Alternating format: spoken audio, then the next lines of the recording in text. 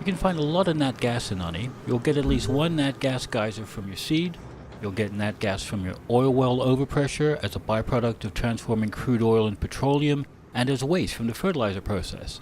So it's always a good idea to have a couple of gas jennies to burn off that waste and get power out of it. Anyway, let's get into it.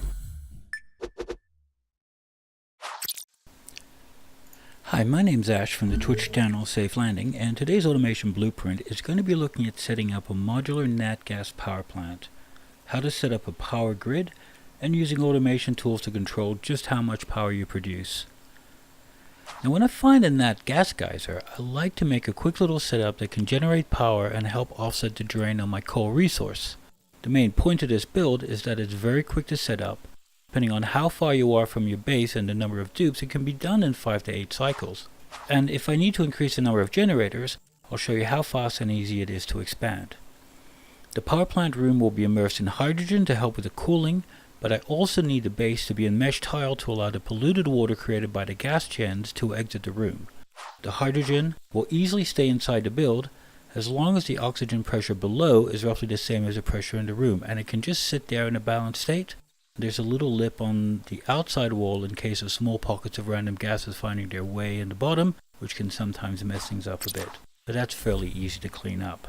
I just leave the polluted water to pool at the bottom. It's relatively cool and can serve as a place for my fishies and also act as a low intensity heat sink for the area. Put a thin layer of clean water on top to prevent polluted oxygen from being created, and all in all it looks kinda nice. Now as to the gas piping, I have the gas running in a line feeding my jennies, and I have CO2 piping above, which takes this to a carbon skinner / water sea setup at the start, and then later on, when I have slicksters, I'll pump the CO2 into that ranch room. Lastly, since your electrical engineers will be going into the hydrogen room and past the water lock, I have set up some Atmos suits just outside it so the dupes don't get stressed or get debuffed going into the room. Now the bottom hydrogen generator power plant isn't a necessary part of the design. I simply have a spoon nearby, so adding into this build is more of convenience than anything, and combined this little setup can output 3.6 kilowatts of power, which can get you pretty far into the game. You just gotta make sure you're not generating excess power that you're not using. Now the second phase of the build is to connect all the power generators together via heavy watt wire. In this example, I also have 2 coal generators in my base, and I need to connect everything up so as to make a solid backbone to my power supply. Once that's done, I can start controlling the order each generator gets fired up and what resources I want to prioritize to make power. For every generator I want to control, I have a smart battery connected to the heavy wire grid, and by using automation wires between the smart batteries and generators, I can use the battery's threshold settings as on-off switches.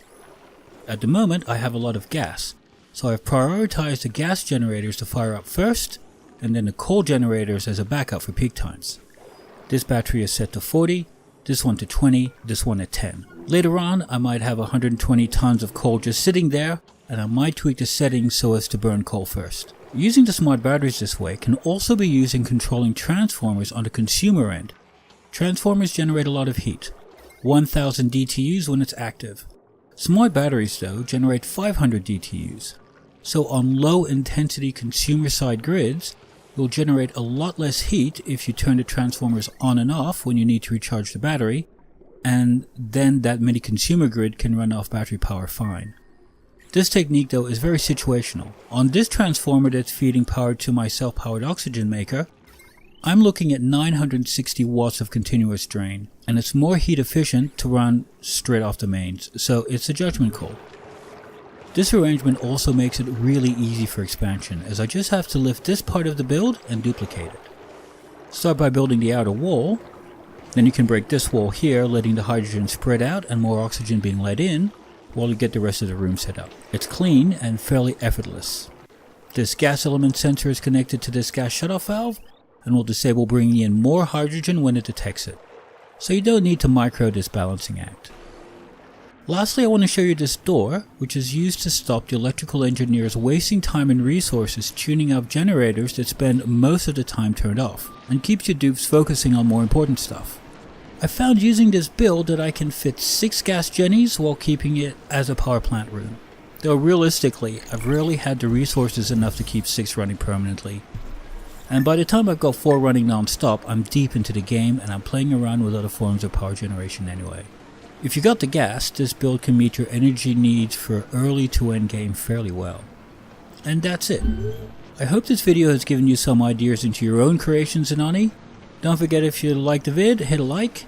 I've generally got a lot of projects on the go and some of them are paid, so hitting sub will send me a notification reminding me that I need to make more Oni videos, and this method has been really helpful in keeping on track with this series. Otherwise, you can chat to me down below or hit me up on my Twitch channel safeLanding. Anyway, thanks for watching and bye for now.